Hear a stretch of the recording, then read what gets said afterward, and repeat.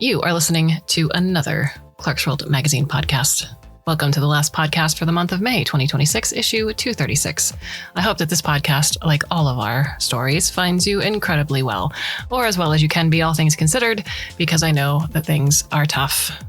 So thank you for taking the time out of your day to come spend it here with us, here at the magazine. A little bit of escapism can sometimes go a very long way.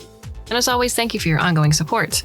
Whether it's chucking a few bucks our way via a donation or going to patreon.com/Clarkesworld, anything that you can throw our way is greatly appreciated. Our last story of the month is titled The Scent of Memory. It is by Zhao Haihong and is translated by Qiouyi Lu. Zhao Haihong is an associate professor at Zhaoxiang Gongsheng University in Hangzhou and has been publishing SF stories in China since 1996. She is the winner of the National Award for Outstanding Children's Literature and a 6-time winner of the Galaxy Award, including the special prize, the top honor of 1999. She has self-translated stories in Lady Churchill's Rosebud Wristlet and Asimov's. Her work has also been translated and published in The Reincarnated Giants, an anthology of 21st century Chinese science fiction, Synopticon, a celebration of Chinese science fiction, and The Way Spring Arrives and other stories. Qiouyi Lu writes and translates in Los Angeles, California. Her debut bio-cyberpunk novella, In the Watchful City, is now out from Tor.com Publishing, and our other work has appeared in several award-winning venues. So, my dear listener, I hope that you can sit back, relax, and let me tell you a story. The bus jerked, waking Shijun. The Greyhound was speeding down a wide North American road. What am I doing here? The coach window framed the landscape. White clouds floated against a blue sky over the vast rolling peaks of the Rockies. Squat, wide buildings came in and out of view on both sides of the road as the bus wheels squeaked. Where are you? His watch lit up with a message from Zhao Yuan. We have to leave by 2 p.m. Shijun sighed. He tipped his head back, reached into his bag, and pulled out an amber bottle. A dazzling crystal held about 10 milliliters of rippling, clear liquid. His underarms ached. Is it worth it? He asked himself. For the past 3 months, his brazen pursuit of an old flame had consumed him day and night as he'd set out to capture lightning in a bottle. He was a young man following his heart, a man who'd flown across the Pacific to get his bride back. But the calm landscape outside made him doubt himself. From China to Canada, from Beijing to Calgary, am I really doing this out of love? Or am I just obsessed with the idea of love? Am I drowning, unable to save myself? Exhausted faces surrounded him, each passenger heading toward their own destination. I'm doing this all to prove to myself. I'm being ridiculous, he said aloud. His watch lit up again. I can only help you so much. When are you going to be here? An angry emoji followed Zhao Yuan's message. Shijun brought the crystal bottle to his nose and inhaled deeply. It was a gift for Mangzhen, but right now he needed it more. His olfactory cortex burst to life, sending him 3 years back to a rainy spring night. I don't blame you, Mangzhen murmured. Passengers rushed past with suitcases big and small to board the train. Shijun wanted to say something, but he found himself unable to speak a single word. He wanted to ask how he could get her to stay. It won't be any use. Train stations around the world have a distinct smell, the metallic tang of wheels against rails infused with the ammonia of urine. Fog intensified it. Mangzhen rested her head against Shijun's shoulder and squeezed him tight, which only underscored the inevitability of fate. A sweet, familiar perfume wafted up from her neck, blending with the pungent train station odor and etching itself onto his memory. The train pulled away, leaving him alone on the platform, once again an insignificant grain of sand in a vast city. The sting of the memory was sharper than he expected. In fact, what he felt now was 5, even 10 times more intense than he'd felt originally. He didn't exist anymore, proof he was losing meaning. When he first saw the words, memory fragrances, he never thought that he would end up here. Still reeling with the news of Mangzhen's engagement, Shijun tripped on a curb as he staggered down the street. When he glanced up, he saw a lonesome-looking man locking his shop with a heavy clang. Compelled to take a step forward, Shijun read aloud the signboard hanging over the man's head. Memory fragrances. The man turned around. He was a tall and elegant man, his features fine and graceful. Don't bother looking. We're closed. What do you sell? Shijun asked, intrigued. Do you sell memories or perfume? Both, he replied. He glanced at Shijun, hesitated, then said, It seems that you're also feeling a bit down. Want to grab a drink? The bar next door was closed, so they went to the cafe on the opposite corner. Caffeine helped both of them relax. Warmed, Shijun opened up about Monchen to a complete stranger. Isn't there a saying? A first love is just practice? Shijun tried to make light of the situation, but something still weighed heavy on his chest. But it's not easy for you two either. You were classmates in middle school and college. You stayed together in Beijing after graduation, and your relationship continued long distance when she went abroad. Half of your lives have been devoted to this love. The man then asked ruefully, Are you really giving up now? Do I have a choice? Shijun looked up and smiled wryly. I'm not as devoted as you think. After graduation, Monchen stayed in Beijing to go to graduate school. If I'd found a better job, she would have felt more stable. He remembered that summer evening. Monchen had picked him up from work. They'd held hands as they walked to the supermarket and bought some vegetables and fish. At the counter selling products from the Baiyang Lake, they bought some lotus leaves and a lotus flower. The Beijing summer night air was cool and clear. People were flying kites beside the moat, kites with candles, swaying higher and higher, turning into bright stars. They had seen sky lanterns before, but not stars that could fly. Huddling together, they watched the kites for a long time, the vapor rising from the summer river mixed with the fragrance of the lotus flower and suffused their hearts with a gentle warmth. Monchen nudged him and said, Shijun, work hard. Don't quit again. I'll do my best, too, and then both of us can settle down here in Beijing and live every day like today. Promise? Promise. He hadn't known that it would be impossible to fulfill his promise. He was always on the lookout for better opportunities, but he became more anxious as the days passed. When the financial pressure began to weigh on him, he would job hop for just a few hundred more yuan. 4 companies in 10 months. Monchen returned to their hometown, Hangzhou. I don't want to be a burden on you. Without me around, at least you can live in the staff quarters and save on rent. He was speechless. It was hard to swallow, but it was the truth. At the train station, he already knew that this departure would be a long one. The smell of the station made him uneasy. Even as he hugged her one last time, he couldn't get himself to say 2 precious words. Please stay. If I were to create a memory perfume based on what you've just told me, I would have to find several distinct olfactory signals significant to both of you, associated with the memories of your decade-long relationship. Then I can convert them into the base notes, middle notes, and top notes of a perfume. Production would take at least 3 months. And the cost? He thought for a while, then threw out an outrageous figure. Are you serious? See, this is why I'm going out of business, the man said. He nodded, but didn't miss the opportunity to smile gracefully. His interest piqued. Shijun asked, What exactly is a memory fragrance? What does perfume have to do with memory? That's quite a long story, he said, looking up and letting out a long sigh. Would you like to hear it? 30 years ago, Zhao Haihong was a vivacious 3-year-old.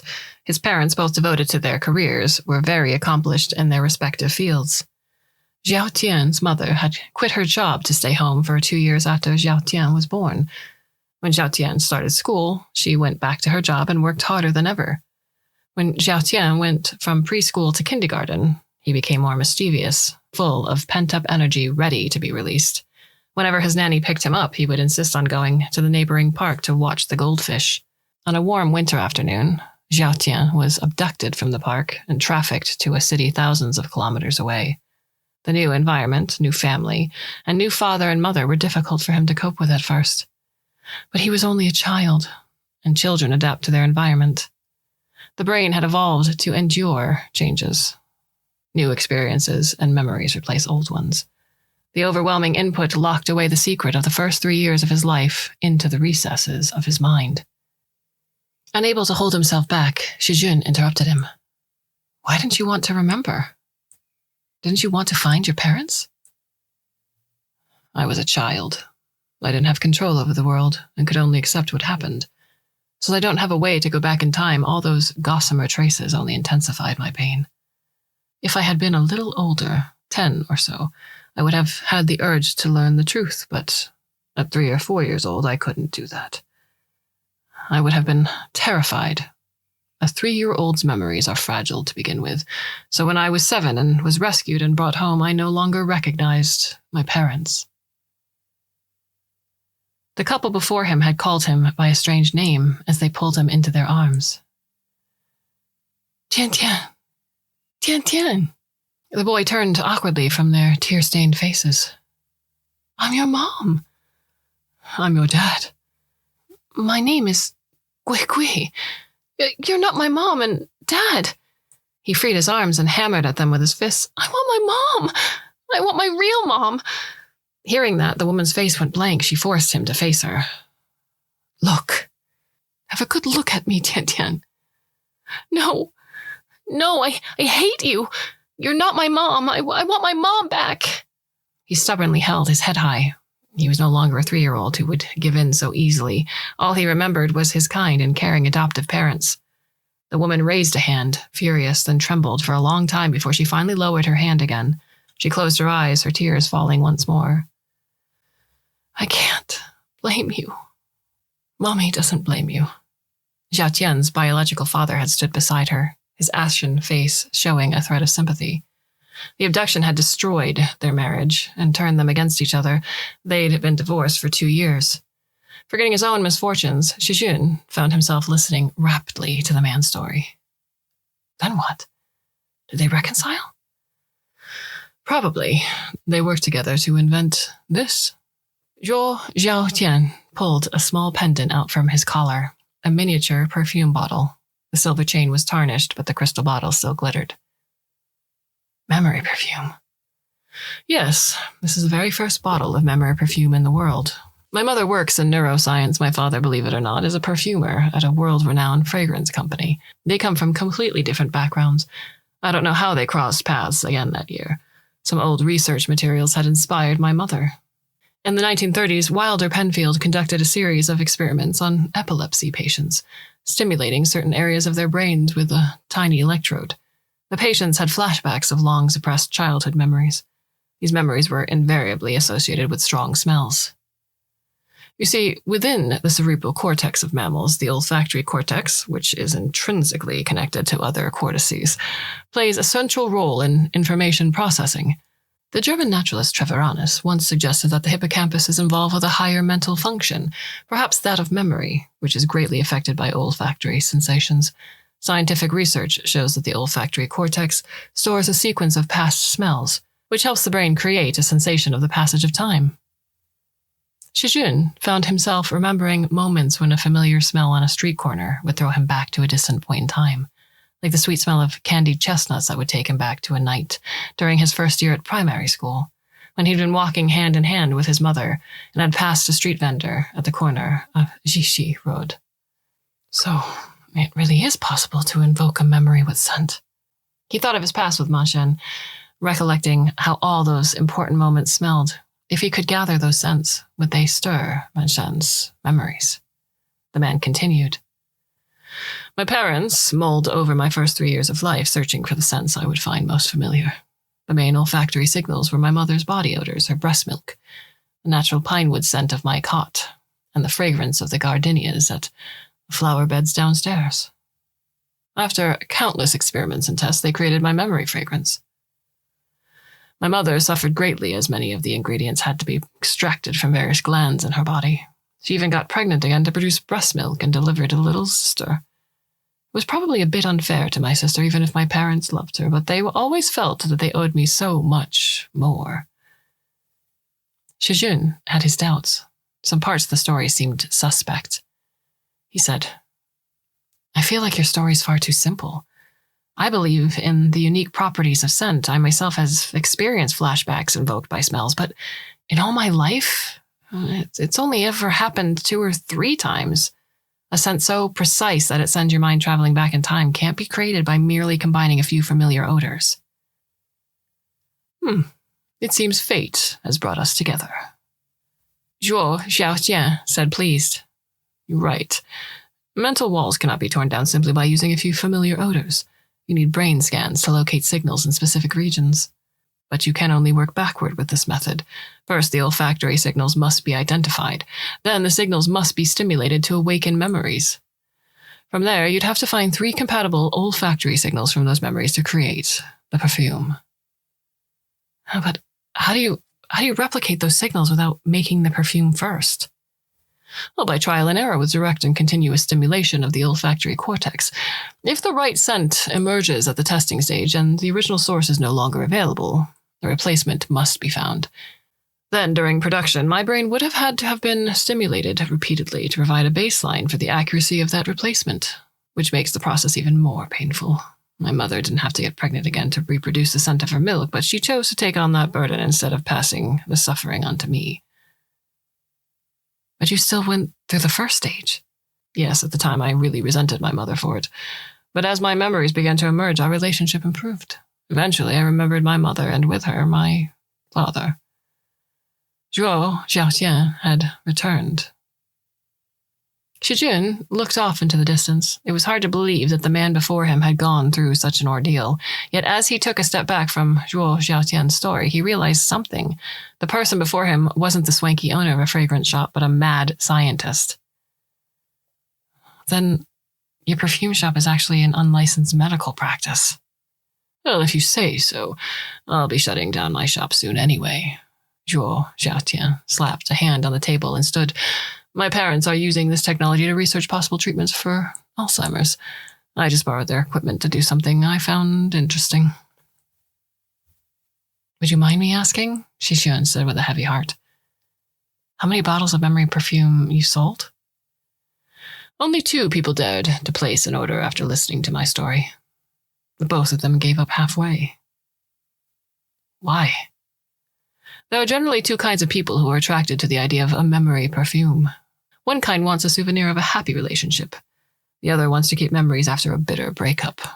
The former has no need to honor their happy experience in such an expensive and agonizing way, while the latter...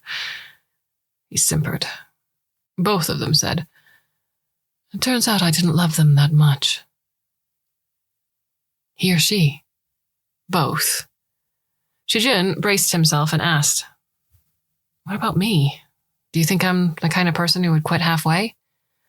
Zhen is getting married in 3 months. If I want to win her back, is it possible for me to get a bottle of memory perfume before then? Zhuo Xiaotian narrowed his long eyes. Then he smiled. Let's give it a try. Calgary was a new energy capital that had emerged from the discovery of oil sands. With such a short history, it wasn't rich in culture, but the University of Calgary, one of the top 10 universities in Canada, was located there. Even though it wasn't as ancient or austere as schools in Europe and the USA, the verdant campus was still lively. Shijun passed fit athletes in water polo uniforms as he crossed campus to arrive at the ground floor of an ordinary-looking building. It was the closest apartment complex to campus, home to students who didn't live in the dormitories. After 2 years of seeing this place through video calls, I'm finally here, Shijun thought. Shijun stood before the building, feeling the reality of life on the other side of the globe. Not long after Manshen returned to Hangzhou, she was accepted for a graduate program with a fellowship at the University of Calgary. Shijun had just joined his current company and was working days and nights. He would lose his job if he took time off to take her to the airport in another city. Even if he had seen her off to Shanghai Pudong Airport, it wouldn't have meant much. He still couldn't fulfill his promise to provide her with a stable future. So, he'd put his nose to the grindstone and didn't see her off, hoping to prove to her with his actions that he would work hard to put roots down in Beijing while waiting for her to return. Jia Yuan's anxious messages kept popping up on his watch. She's leaving soon. Shijun took a deep breath and stepped into the apartment building. He didn't wait for the elevator. He rushed up 3 flights of stairs instead. He rang Manshen's doorbell. The door opened to reveal a relieved-looking Jia Yuan. Behind her, Manshen was donning her veil. When she met his gaze, her eyes widened with shock, but they might have also shown a glimmer of joyful surprise. Courage surged through Sejun. In a few quick steps, he closed the distance to Manshen. He got down on one knee, pulled out the amber bottle, and sprayed the air 3 times. "Manshen, please," he said. "Accept this gift. Forgive me and come back to Beijing with me." Manshen felt as if she were dreaming. She gawked at Shijun, who had traveled thousands of miles to suddenly appear before her, and with so much aplomb. He'd offered her such a strange gift. Time flowed in reverse, thrusting her back to the train station where they'd last seen each other. The mild spring rain of the Beijing night fogged up the air. She took in the smell of the embrace, her own scent mixing with his and with the stench of the train platform. Her legs gave way. Her whalebone panniers cracked as she collapsed into a chair, startling her back into the present. Now, this moment. She was about to get married. "Shijun, we can't go back." She didn't cry. She couldn't muster up the grief. "Manshen, let him explain. Talk it out now so you won't have regrets later," suggested Jia Yuan. A hidden traitor, she was still lobbying for Shijun. "I think there are still misunderstandings between you two." Jia Yuan was their high school classmate. She would definitely hope that their love, which had lasted for more than a decade, would continue. "Last year on Christmas Eve, when you called me while I was at the KTV, I had stepped out and left my phone on the table. So my colleague answered for me. You must have heard the other people there. It really was a company activity, and she and I are just..." "Don't lie to me," Manshen said, cutting him off. "You're telling me she didn't have feelings for you?" Shijun sighed. A woman's intuition was truly terrifying. "Yes, she did have some interest in me, but I didn't care for her. How many times do you want me to repeat this before you believe me?" He took Manshen's hand and pressed the exquisite little bottle into her palm. Manshen held the bottle and hesitated. A strong scent wafted up from the nozzle. A mixture of scents, another note floated up from the back of her hand, unlocked after the perfume melded with her skin chemistry. Powdery lotus flowers in full bloom on a summer river. But when she took a deeper breath, she realized that it also smelled faintly of a lotion she loved. She stared at him, dazed. "Manshen, we can go back. Really?" Shijun took half a step forward and embraced her to his chest. "You graduated last week, didn't you? Come back with me. Let's go visit our parents in Hangzhou. Then, you and me, let's go back to Beijing. My parents are in Calgary." Manshen's confused expression dissipated as her eyes focused again. "They're waiting for me at the church.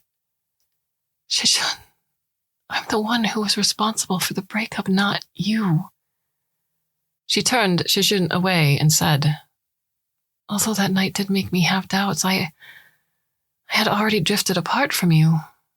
But it wasn't just that reason that drew me to David. You know I don't want to be a financial burden on my parents. I only got a half scholarship for University of Calgary, and I have to wait tables to make ends meet. Of course, work is no big deal. I'm not the only one doing this, but winter in Calgary is really cold and public transit takes such a long time. Maybe all I wanted was to find someone I could rely on sooner." Shijun looked at the beautiful bride, her eyes filled with tears. The familiar face under the white veil wasn't glowing with happiness, but pale with anguish. Manshen's frankness made it hard for him to blame her for her weakness and betrayal. After all, if he'd been able to give her a better life during their time in Beijing, she wouldn't have had to return to their hometown so defeated. And he knew that her hands and feet got cold when the weather was chilly. She needed a warmth that he wasn't able to provide.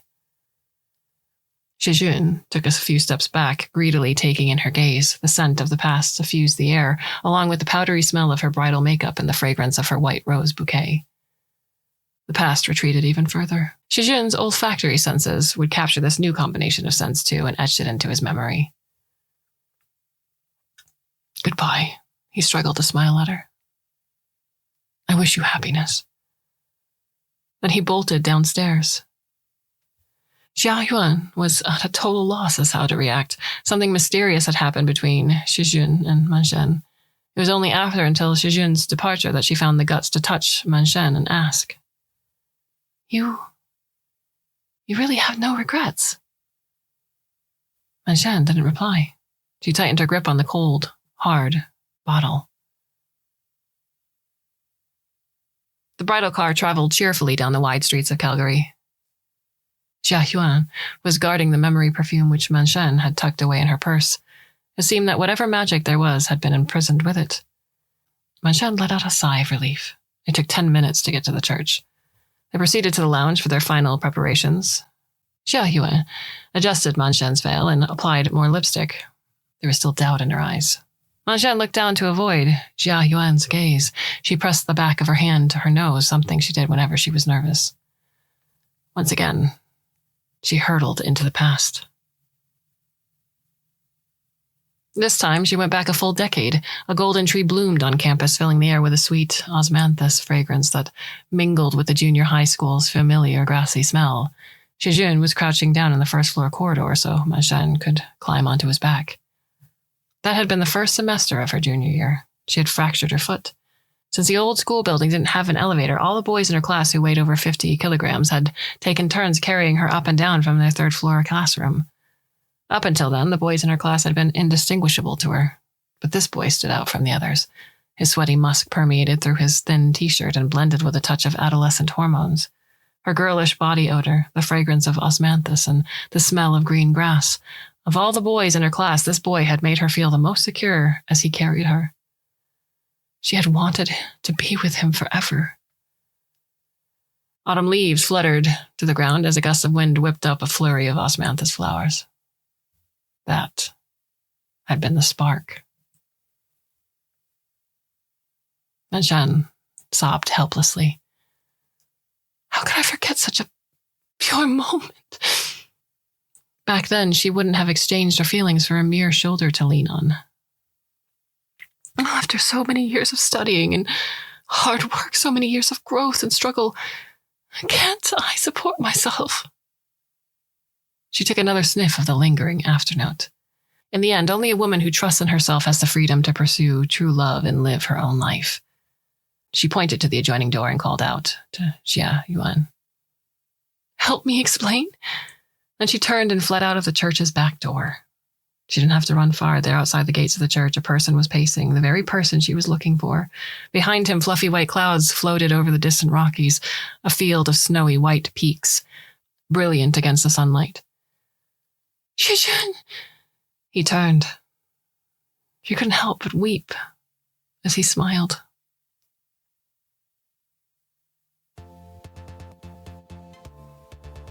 This story was published in Chinese in Science Fiction World in January 2016.